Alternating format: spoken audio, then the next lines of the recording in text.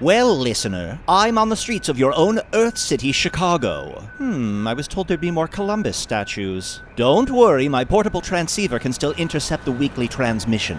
Speaking of exhausting a simple if pleasant concept beyond its expiration date, Season 2 of Earth Games has officially begun.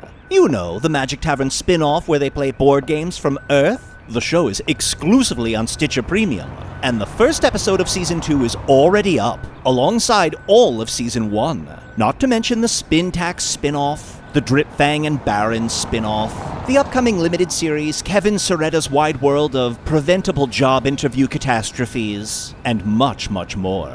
Well, some much more. For a free month of Stitcher Premium, go to stitcherpremium.com/magic or use promo code MAGIC. Oh my goodness. In the distance is the Chicago Theater District. The world Trisha said she was about to transform, and it's just a smoking ruin. Nothing but burned out husks of buildings. Listener, I know an explanation for all this is over there somewhere, and I am gonna just leave things here for now. Yup, this is enough. We don't get big developments like this in the framing device very often, and I am gonna enjoy this rush while it lasts. And here's this week's improvised fantasy argument right on time. Sit back and enjoy the show.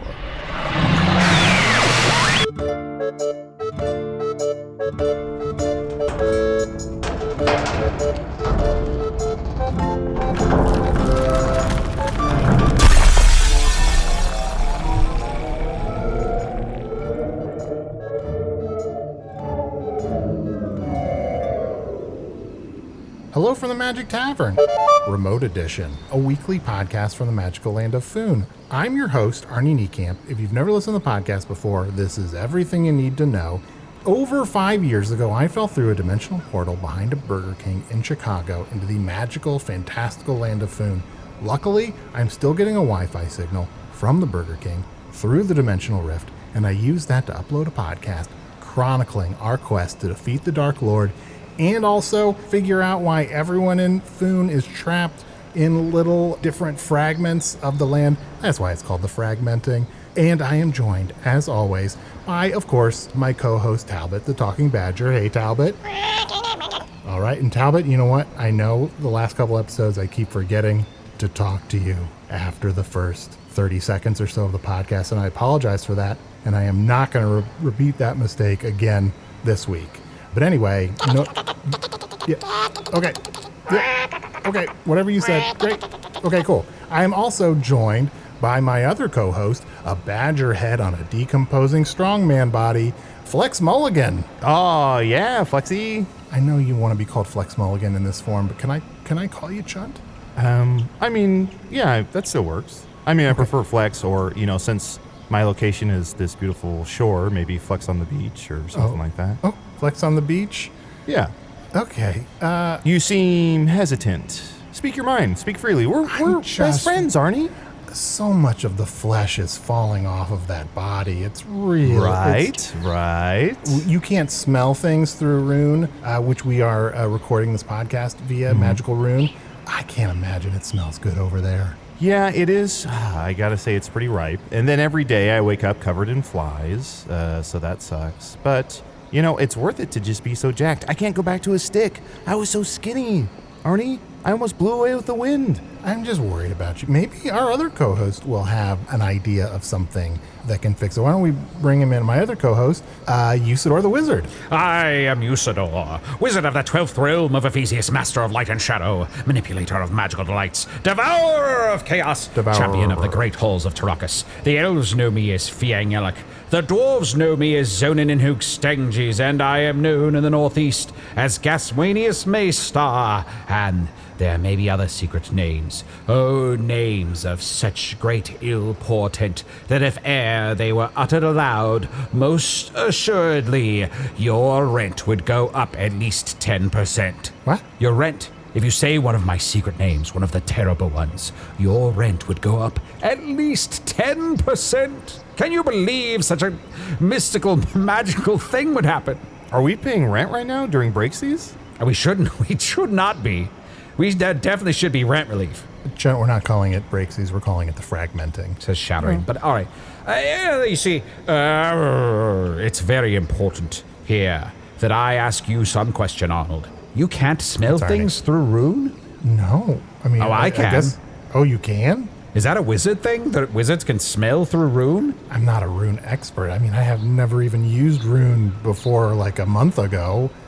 Maybe I haven't turned it on, but I guess I don't want to turn it on. When we use rune, I can see you, I can hear you, I can smell you, I can taste you, and I can peer into your very soul. You can pee into my very soul? Peer, not pee. How dare you? So you're saying that's not a functionality of rune? I mean, I could pee into your very soul, but I never even considered it before. I gotta be honest, I'd let you piss in my soul. Thank you very much, Chunt. I mean, Flex. Thank you. Can I say, do you think this body's decomposing too much? I feel sexy. I mean, it smells terrible, but you look so tough, and I've peered into your very soul, and I see that you are happier than you've been in a long time. You peed into his very soul? No, peer, P-E-E-R, peer. I peered into his very soul. Yeah, I was thinking because I'm so jacked and I'm like sexy now and feeling so confident and good about myself, I thought maybe we could start some content just for the fans. Like it's only fans who would view this. Just some premium content of me and my sexy buff body. Does that make sense? Little fan service? Little fan service, yeah, only for fans. All right, well, okay. My only concern about this, John, if you start this new thing only for fans, your body's decomposing so much that like your skimpy underwear keeps slipping off, and I don't know if only your fans want to see that. Well, maybe I sell that underwear. For how much? I don't know, a small fortune? A small fortune? You can get that kind of gold for selling your underwear to only your fans? If it's only to fans, you can charge a premium. Oh, yes, you could get hundreds of gold pieces or even a couple of rubies or perhaps a sapphire or some bills. Usidore, I bet you could sell your bird shit. Right now, you're just washing that off or usually just leaving it on your cloak, but you could sell that. I could never get rid of my little bird-dropping friends. This is proof that the birds love me as much as I love the birds. And Arnie, I'm sure there's something you could sell. Like, Oh, this turned sad. Yeah, what's so Arnie that the fans would want to buy it? Oh, the most Arnie thing. Like really essence of Arnie. Essence of Arnie. like it has to be a physical thing? Yeah, maybe. Or it could be. Maybe like. Like and a then turd or something? Yeah. Sure. Or maybe like some creative writing. Maybe you sell some short stories. Yes, use your degree. You use your master's degree in creative writing to create some creative writing and then sell it. Writing is my passion, but it's so much work and it's so lonely. I think I'd rather squeeze out some turds and sell those. No, Arnie, come on. Let's workshop it. So let's start a creative short story. So start us off. There once was a tree. Turd. Okay.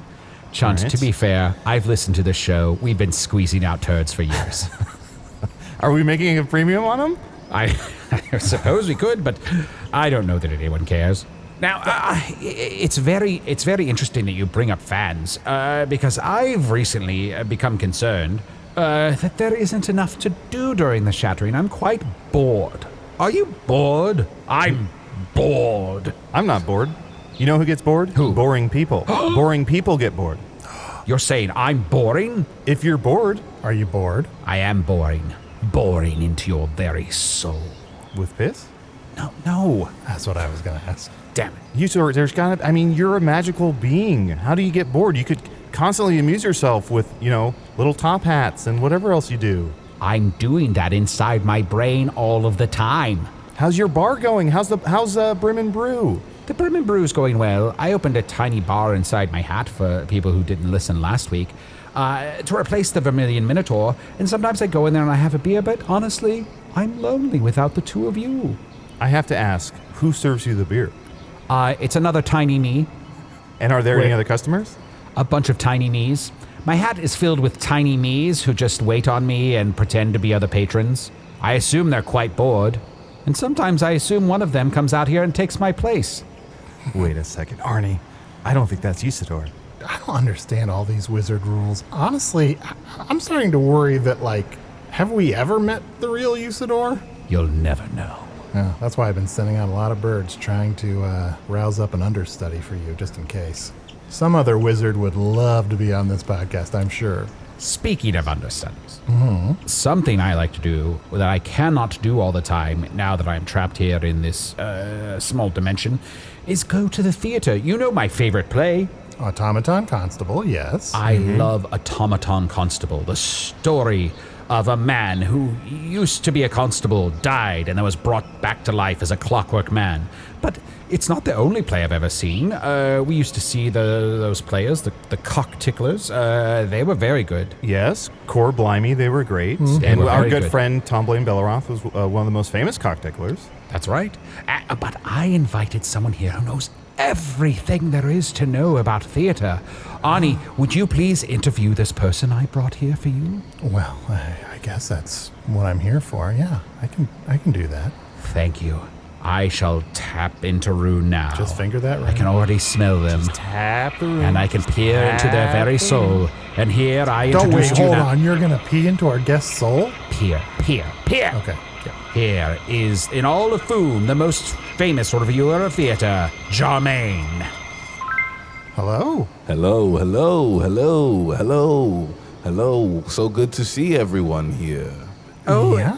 Thank you for coming. I am delighted to have you here as a patron of the arts. It is quite a delight to have such a renowned critic here amongst us. Oh, of course. I mean, I don't like using the word renowned because it means that at one point I was not nowned, you know? Someone nowned me again. I've always been nowned. It's like refried beans. Yes, exactly. It's like refried beans. Fry them once. Be satisfied with the effort that you made. Ooh, I like that. Yeah. So, as a critic in Foon, is there a way that I could have seen your work? Like, do you write on scrolls? I don't. I realized after a while that a lot of the scrolls were being left behind. People weren't reading my words. So I went ahead and started going from home to home and telling people my reviews. Oh. Paper is dead. Paper has long been dead. I've been saying that for years. I mean, I look at it and it's a dead document to begin with. One of the great things about theater is that it's constantly living, constantly changing. Perhaps on one night I enter through stage left, but another I enter through stage right. But paper itself is finite. That's something you should know about Jarmaine. He's such a good critic that he enters on the stage. He doesn't sit in the audience. He's so interested in what's going on that he enters from the stage entrances to really understand what's going on. Well, let's talk about what critique is. You're engaging the piece. How am I Yes. engaging the piece sitting in the audience? I'm not engaging. If I'm on the stage with them while they're performing, therefore I'm engaging. I can give you a better experience of what I saw. You're immersing yourself and you're reviewing it from the inside out, which is what we want. That's exactly correct, Chuntworth. I could not agree more. Ooh, Chuntworth. I like that. I guess I never realized my own worth. Everyone should call me Chuntworth from now on. All right. Flex. I love calling people by their full names. Now, you've seen many plays over the years. Of Do you course. have a favorite? I mean, to pick one play to be my favorite, I feel like would be criminal, but if I had to, it was a play I watched called By the Moon, which was about a man who realized that the woman he was married to was his mother all along. How shocking. Oh, shit. It was phenomenal. And I think about the playwright who wrote it, a man named Malcolm Duvall, and I can't help but wonder if he himself at some point realized that he was married to his mother. I think I've heard of this play. The lead character, his name is like Ed, or is it Piss? Yes. Oedipus. Oedipus. And Oedipus realizes in this moment that the woman that he's with is his mother and that he murdered his father. Interestingly enough, when watching this play, one of the reasons why I never got to ask Malcolm about whether this was based on his real life is when I entered stage right, Malcolm was playing Oedipus himself and I murdered him in trying to get onto the stage. Oh, well, that's gonna happen. That's gonna happen. If you enter a play, there's a very good chance that you're gonna murder somebody. And correct me if I'm wrong, that's called realism? Yes, that's called realism. Some might call it hyper-realism, but definitely realism in some sense. So you're watching this play about a guy who realizes that he's married to his mother, and you're like, I gotta get in there. I gotta get it. I have to be involved. That's absolutely correct, Arnold. I realized in that... It's Arnie. I'm positive it's Arnold. Maybe you're right. What's wild is that we never introduced ourselves. You're really good at naming things. He's Chunt so wants to be immersed. Chuntworth now, and you know what? I have spent like over 200 episodes correcting Usidore that my name is Arnie and not Arnold. But when you say it, somehow it works for me. You know what? I'm Arnold now. I'm going to write this down just in case I forget. What? You're writing down your own name in case you forget it? Yeah. All right. Oh, you have to. You have to. There's so many times I've been immersed in the plays that I'm in that I forget that I am a critic and not a performer. Oh. It's always very dangerous when a critic starts to think that they're a performer. I mean, then you start to think that your words have some sort of value. But if I could be honest with all of you, I hate my reviews. Oh, wow. Well, I will say I've read, I've only seen one of your reviews because you are very well known. And it was mostly about like being on stage, the elevation of the stage, and then like calling out people in the audience in terms of what they were doing, where you're like, there's a guy 3 rows back who's kind of like looking down into his lap. And it's about the temperature of the theater and stuff like that. Chuntworth, if I could answer that, it's because I didn't realize this when I first started doing these, immersive reviews. But when you're on the stage, it becomes very hard to understand what's happening on the play. Sure. And all I could focus on was the audience in front of me. So at some point, my review started to change and was less about the performance around me and more about what was in view of me, which was the audience. Of course, there's an old saying, it's hard to see the tavern from the roof. Yes, sure. I mean, I find your reviews very insightful, though, because I've learned to read between the lines. When you tell me that the woman in the 3rd row is restless in her seat and she seems to not be paying attention, I say to myself, that's not a very good play. Otherwise, she would be engaged rapturously in what's going on. And then when you write a review that says everyone held their breath at the exact same moment as I murdered the other actor on stage, then I know that play is very exciting to watch. Yes, Usidore. I couldn't agree more. I just feel as if you can tell so much about a play by the audience that's seen it. You know what I mean? I mean, when the first play to feature elves happened, the audience was elves. You know what I mean? Not a single human being was in the attendance. And you could tell so much about the play that it was special to elves. Well, they were finally seeing themselves reflected in the media, as they always should have been. And we don't talk about that enough, how important it is to see yourself reflected in the media. That's something that we don't talk about enough. Yes, I know. And elves, I'm sure, feel slighted. I mean, how many plays do you see about sprites? There are many sprites who live in the forest, but they don't get to see plays about themselves. Can I say something? And look, I've received critiques for this before. I understand that seeing yourself is important, and the sprite community does not like when I say this, but I think human beings are better at playing sprites than sprites. You know what I'm saying? There are just some people where you watch them perform and you go, they've got a better handle on it, Yes, I could see why that's an unpopular opinion, but to each their own. I have seen, and not to sort of call you out, but I have seen some other critics' reviews of plays. And a lot of times what happens is they think that you're part of the show, and so they'll pan the theatrical production because they're like, there's one actor who seems to not know his lines and has a notepad and paper and kills people. So how do you feel about that? And also, second part, there is a lot of people who say those who can't act critique. What do you say to that? Sure, I'll respond both of those in the order that they were given.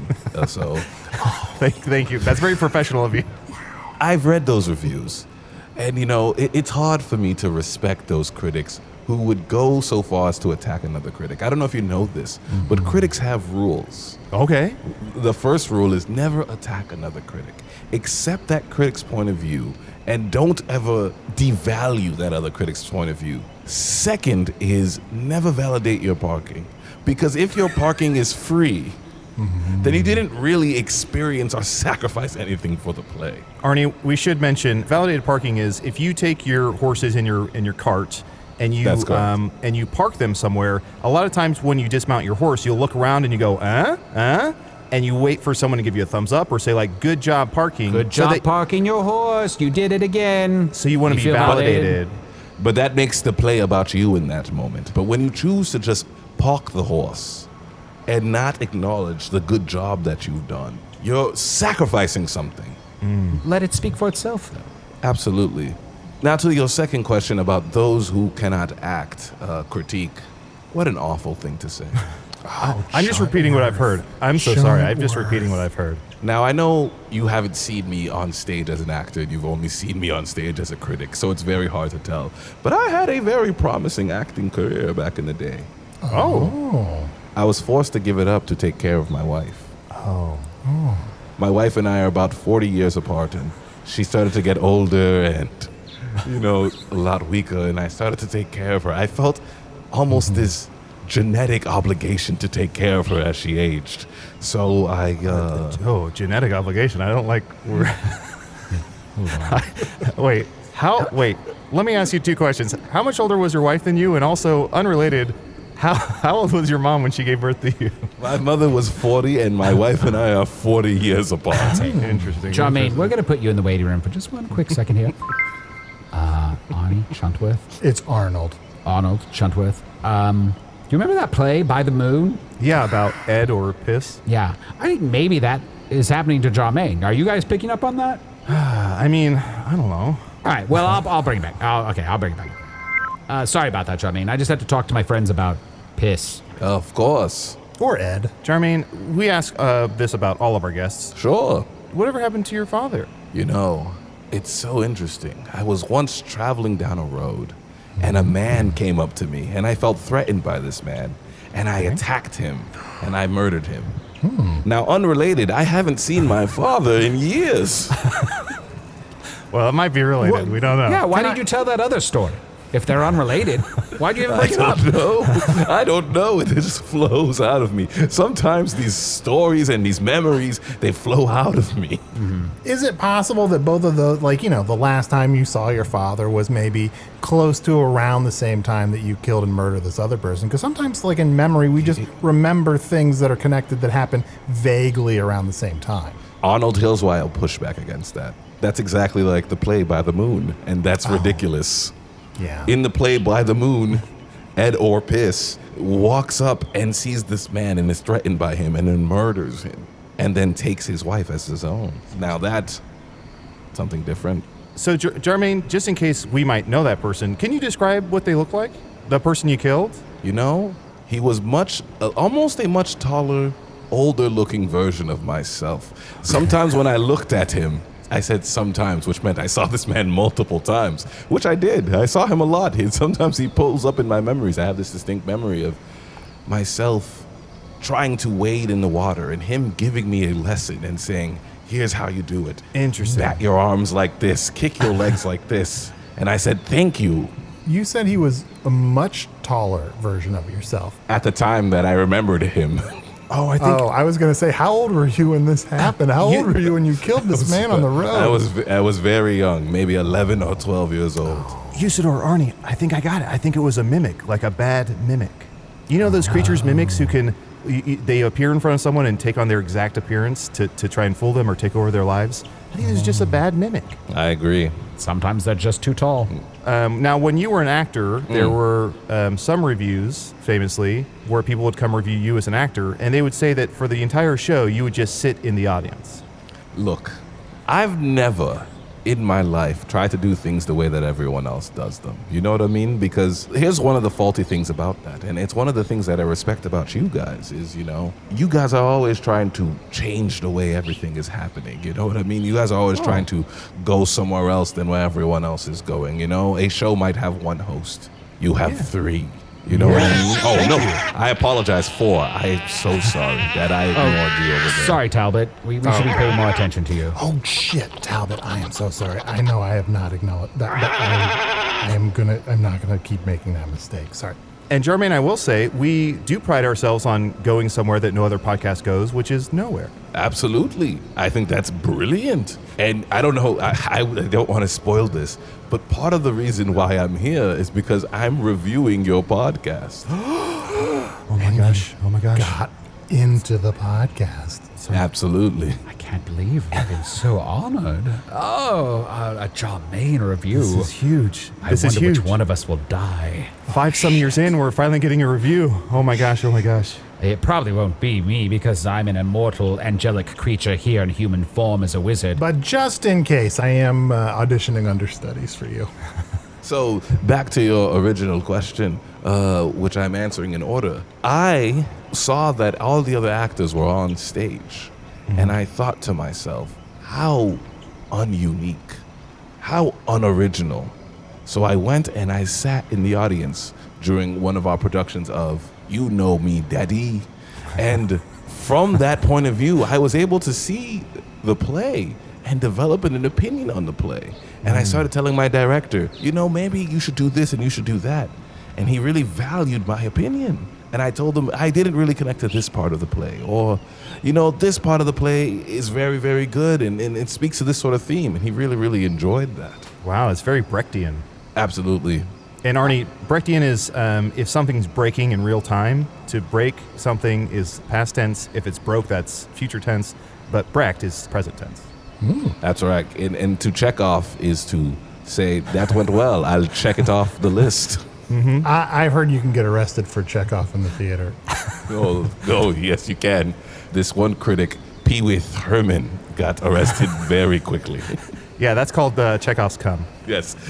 If you introduce someone in the theater, they must check off by the third act. So that's why never introduce anybody to anybody in the theater. Never. If you're in the theater, everyone should just assume that they know each other or that they're not worth meeting. But the moment you introduce someone in a theater, they will check off by the third act. That's true. So go, hey, have you met Greg? Oh, shit. Well, let's take a quick break, and when we come back, we can start to do the podcast for you so you can review us internally. I love this. Wonderful. We'll be right back with more Magic Tabby.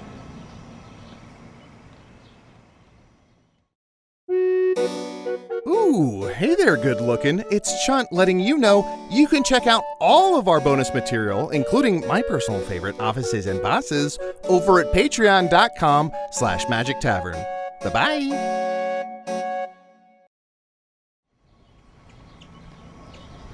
And we're back, and we're the Magic Tavern. And if you don't know, several years ago, Arnie, sorry, sorry, I'm so nervous. Arnold, and welcome to the show. I'm so nervous because we're being reviewed. I'm Chunt, Chuntworth, the Badgie, but also Flex Mulligan. We have Usidore and the show. Interesting. Oh, fuck, he's taking notes. I can't tell. Is that good or is that not good? I don't know. Proceed. He makes a lot of noise while he's writing. He kept saying za, za, za. And I think he said zigzag. You really think he said zigga? Yeah. I also think he wants to be my... Well, never mind. I might be reading into it. Are you his mom? But I think he also wants to get with you. Well, never mind. No.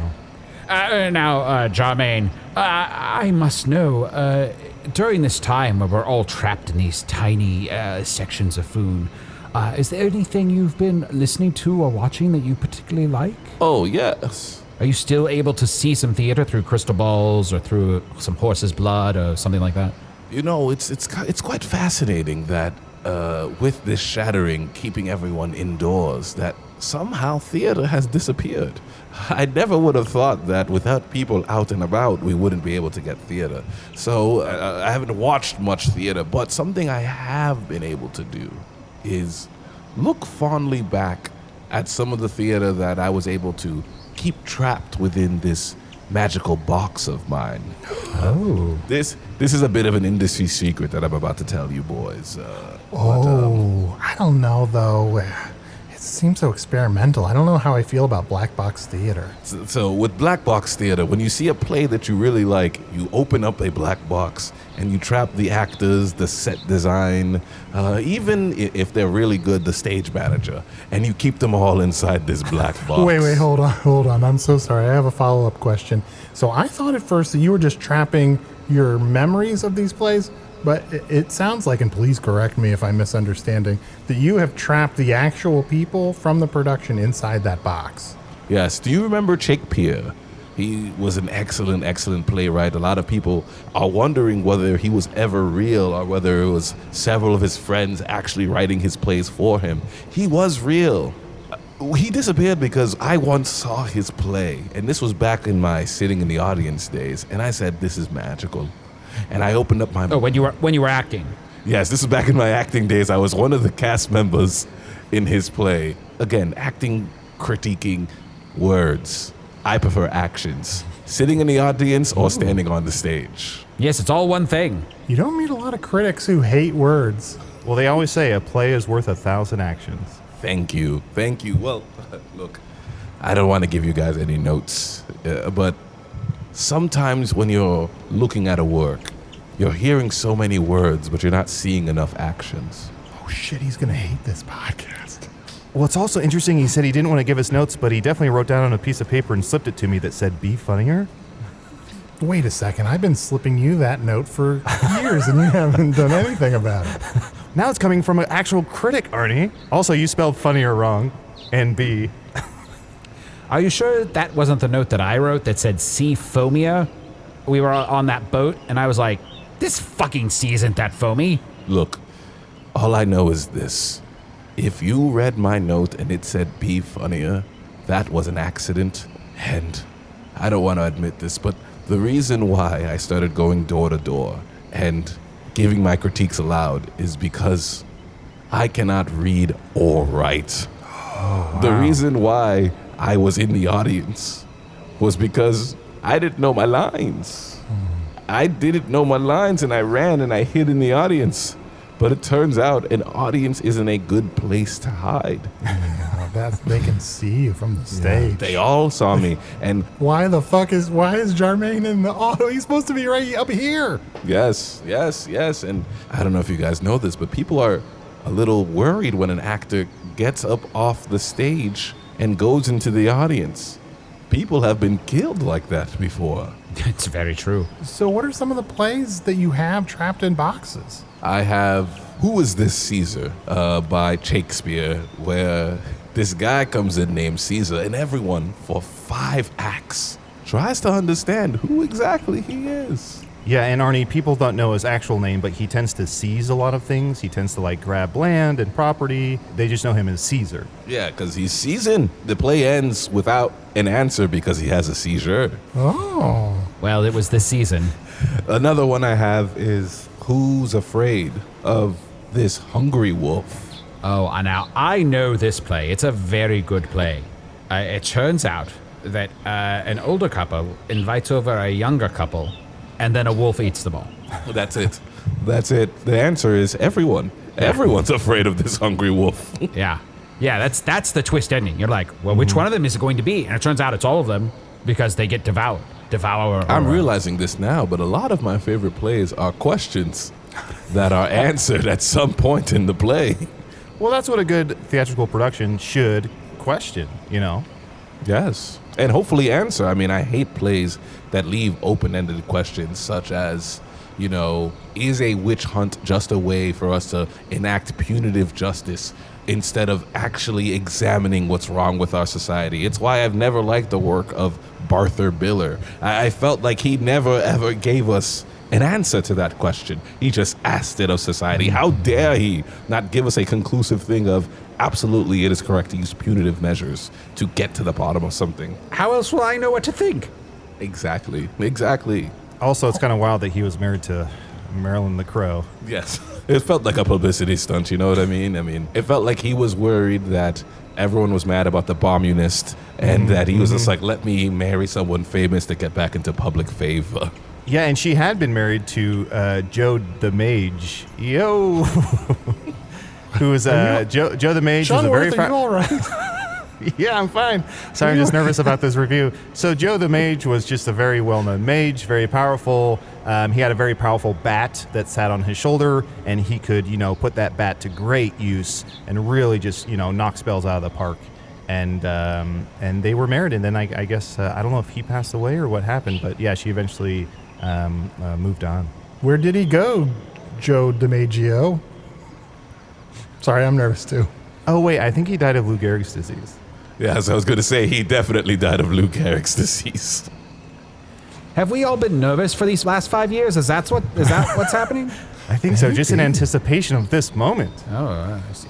Jarmaine, I have a theory about these play titles. Like you said, you don't know how to read or write, and generally they don't say the title of the play in a play. You might have these titles totally wrong. It does make sense to me because I was never told these titles. I assumed most of them, and a lot of them are me questioning the plot of the play that I'm watching. I remember when I first spoke aloud my review for Who's Afraid of the Hungry Wolf, I was me trying to recollect my memory, again, very confused because I was on stage. And I was just like, who back then was afraid of that hungry wolf? But also, why did that wolf spare me? I was on stage. I remember you coming to my house and telling me one of your reviews, and the title of that show was, Who is this guy who's worried about his father's ghost and now, he's trying to kill his uncle? What the hell? And I looked all over for that play, and I could not find it anywhere. That's a thing that a lot of people bring up about some of my plays, especially when you get down to the nitty-gritty of it, and so many plays are about men angry about something. So many of my plays that I've reviewed have very similar titles, Art reflects life. Art reflects. And speaking of Art reflects life, you, from what I heard, the very last play you acted in was actually called Jarmaine's of the Day, and it was a one-man show, and you apparently sat front row and just had an empty stage for 2.5 hours? I never in my life would have expected a Pulitzer, but for some reason, people were so moved by an empty stage that I was given an award for my work. The stage being empty made them think to themselves, what was I expecting to see? Wow. Was a Pulitzer given to you by Tony? It was. And you know what? I'll say this about Tony. He didn't let me hold on to it for long. Oh, I didn't know you didn't get to keep it. No. So there's just one? Tony gives it to you. You hold it for a bit. You can talk to it, ask it a couple of questions, and then you have to give it back to him. That's why it's called a Pulitzer. Yes. You pull it away. Excuse me, sir. I pull it here. Pull it, sir. Yeah, they pull it, sir. And they also have push it, sir. They have push it, sir, where they push it on you and you say, please, I don't want it. Get it away from me. Because that's famously cursed. The push it, sir has been cursed by a lot of theaters. They leave this specter candle out there. When the theaters close or it's nighttime, they'll leave a specter candle, and that's to draw in as many specters as possible. Any of the supernatural elements lingering, they want to fill the theater with that because that gives the theater some character and some history and some story, and inevitably one of the specters will go into the award, and then it becomes a push it, sir. That's what that candle is for. What an amazing specter gadget. Arnie, we're being reviewed. What the fuck are you doing? No, I think we're just talking about artsy things, right? Chunt, let him say whatever he wants. You and I will run around behind the scenes and just fix it all for him. Yeah, and I guess also I did say Chekhov's come, so I'm no better. Wait. Did you just say that behind the scenes you edit what this podcast is? So what I'm experiencing right now is not the actual podcast? Well, there's a little bit of editing that Arnie does, but we definitely do not have a group of people who work very hard to make our podcast sound very good. If we had those sorts of people, fuck them. How dare you? How dare you come ask me to experience this thing? Do you know what theater would be if you could edit it? Hamilton would be good. It would be an excellent piece of work if you could just edit it afterwards. But you have to live that experience in a moment. And of course, I'm talking about Hamilton, the play where... Well, Hamilton is about the sick pig who weighs 2,000 pounds, right? Yes, and he's not going to waste that shot Or as I like to call it, who is this pig that's so overweight and what is he doing? Huh? Now listen, but for you to invite me here where you aren't doing this live, there is a element that you are adding in later is disrespectful to me. I'm so sorry. I hope this won't affect the quality of our review. Yes, and the only editing we do is to tighten things up. We certainly don't add things later. Right, Talbot? See? Oh shit, Talbot. I'm so Oh no, it's sorry. starting to lightning over here on the beach. Can you hear all that lightning? Or I guess it would be the thunder you hear. And also waves crashing. Don't worry, Chunt. Worth. I'll cast a spell and I'll make those clouds and lightning bolts go away. Arath kala charaha. I don't think we can afford the rights to lightning crashes. Sorry I couldn't hear you two over all those whale sounds. I'm appreciating this loud crowd. Speaking of lightning crashes, did your old mother die? My mother, my old mother. You said you quit acting to take... Oh, I'm sorry. That was your wife. You quit acting to take care of your wife. My apologies. I conflated them. I would love to hear more about your mother and or Well, wife. the whole idea of why things need to be pure and live is because my wife told me, live in the moment. Never live a life of deceit. Because if you live a life of deceit, it will catch up to you. And your lies will be revealed. Yes, And I took that advice to heart from my wife. And, she died, and it was interesting when her body was taken away by the people who do that. I never saw her again. Well, the bears, right? The bears took her. There's all those bears. There's Paul the bear. A lot of those bears will carry the body away. You don't know what the name of anything is, do you? I live things. I don't know the names of things. I lived them. When they took away my wife, interestingly enough, a few days later, I got a letter that my mother had died. Oh, that's terrible. Had you seen her anytime recently before she passed? No, only in my dreams. And I remember this childhood memory of my mother rocking me saying, never live a life of deceit. Because if you live a life of deceit, that lie will catch up to you. Same thing your wife said.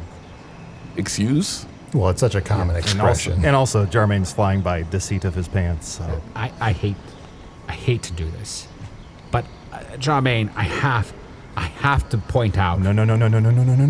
that your life has a number of parallels. Usidore, what is the upside to Your life? revealing this? Your life has a number of parallels with the play By the Moon. Okay, look, here's why I disagree with you. Because what you're saying is then when we like a piece of art, it's because we see ourselves in it and we'll reflect. You literally see yourself in it. You go up on stage. Oh my goodness. That explains too much. My mother had brown hair. My wife had brown hair. Well, also, what was your wife's name? Hold on, I'll get there. My wife was a woman. Good. My mother was alive. My wife was alive. Some of these are less coincidences. Now, Jarmaine, it's possible that you have lived out in your own life the exact plot of By the Moon and married your own mother and killed your father, or it's also possible. Whoa, what about his father? Yeah, pay attention. Wait. The guy who was taller than you but looked like you, and was in my memories. and in your memories he taught you to swim. He also read a book to me. It was a play. By the Moon. It's also possible that you were just in the play By the Moon, and you think that's your real life. Let's hope that. Let's just say that's canon. Arnie, to say something is canon is when it's so tightly compacted, there's no room for fallacy that it could be shot out of a cannon. That makes so much sense now why people say that. I've always wondered where the phrase came from, and that makes it make sense to me. Or there's another possibility, which is we've made some major inferences based on a couple of things a person has said and just traumatized them. I like that explanation more because it absolves me of any responsibility. Oh, I love to do that for myself. I know. Oh, my gosh. You guys have inspired me. That can't be good. Maybe I should write my own play. Here I am critiquing at times completely ruining other people's plays with my acts as a critic, what if I sat down and I wrote my own story? A story of a man who realizes that his mother is his wife. I like that. I like that idea a lot. Well, there are no new ideas. I gotta say, this podcast changed me. I came in with certain assumptions of who I was, and in going through this podcast, I walked out better. Therefore, I started off at the circle in my comfort zone. But then you pushed me all the way through the hero's journey, and I returned back as a critic, changed. I have to give this podcast 5 stars. Yes, we've done it! Oh, yes. We finally got rated and reviewed. Well, hold on. Wait a second. And maybe this is the skeptic in me, but Jarmaine, can I ask 5 stars out of how many? It is 5 stars out of 6. I do have one note. The inconsistencies of names. I mean, at some point, you're Chuntworth, then you're Chunt. Yeah. At some point, he's Arnie, then he's Arnold. But Usidore is always consistent. If I had to say anything about anyone on this show, That's he's right. a consistent man. I'd call him the backbone of the show. But I am always Usidore, wizard of the 12th realm of Ephesius, master of light and shadow, manipulator of magical delights, devourer of chaos, champion of the great halls of Tarakas. The elves know me as Fiangyalak, the dwarves know me as Zonin Hookstanges, and I am known in the northeast as Gasmanius Maystar. And those names, unwavering, shall go forth into the ether through this podcast for many years to come. Yeah, I agree. He is the loudest on the show. Well, Jarmaine, I think we're running out of time, so we don't really have time to cover the fact that you fucked a horse and stabbed its eyes out. But Yeah, sorry we didn't get to that. Next time we'll get to that. Yes, we have to have you back so we can talk about that. Make a meal out of that. what's next for you, Jarmaine? I hesitate to ask. Ooh, classic Arnie to say what's next. well, now that I know that I want to write a play, I'll probably have to sit down and write it. And then after that, I'll, talk about me writing it to friends and stuff in passing at parties. And they'll be like, oh, how's that play you're writing? And I say, I'm still working on it. 4 years later, I'll finally finish it, and I'll try to secure funding. Then that will probably fall through a couple of times. Some people will say, yeah, I got you. Put it up here at this local theater. But that local theater will close down for a variety of reasons. Perhaps the theater director is caught up in some sort of scandal of their own. Perhaps a fire. Who knows? After years, I'll finally get it up with one run. And in a twisted circle, a critic will burst through the door and kill me. Beautiful. Oh, before that, you're going to have to learn how to write. Oh, shit. I mean, to be fair, you wrote me a note that said, be funnier. I don't know how to do that again.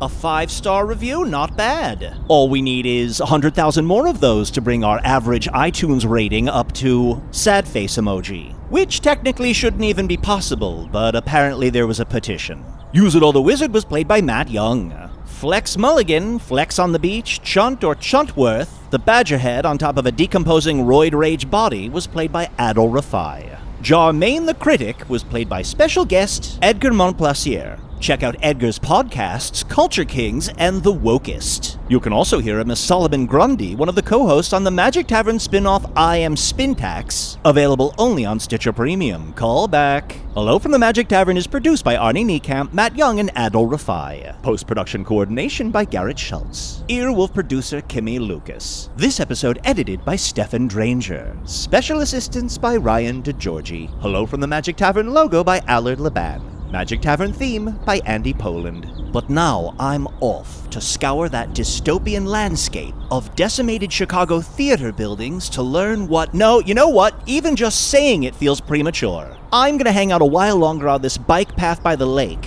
and count the number of parents teaching their child to rollerblade on one of the busiest paths in the city. Already I've counted what feels like 100 billion. Whoops, I just doubled that. Now someone's spreading a picnic blanket on the bike path. Oh, this planet is too much.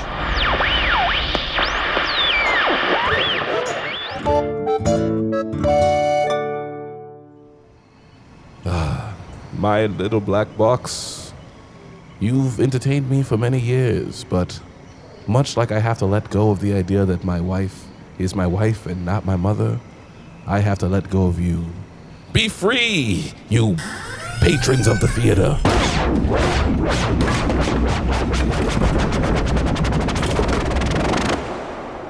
Got any good auditions lately? Excuse?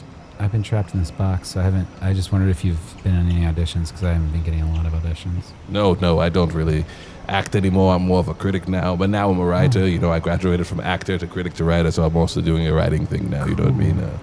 Cool. Right before I got trapped in the box, I was up for this big thing. It was like an ad advertisement where they I was up for that they too. paint me. I was up for that too, and I crushed it. I fucking crushed it. How'd you do? I felt good about it. They were going to paint me and put me on the side of a barn. Yeah. Barns all over the nation. It's going to be nationwide, all sorts of barns. Oh, yeah. Yeah, that's the same for me.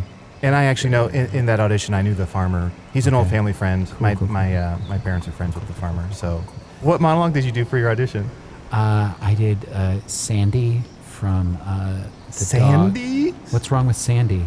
No, it's good. It's good. A lot of people do Sandy. Good. No, that's fun. I just think I have an interesting take on it, and it's close to me. Uh-huh.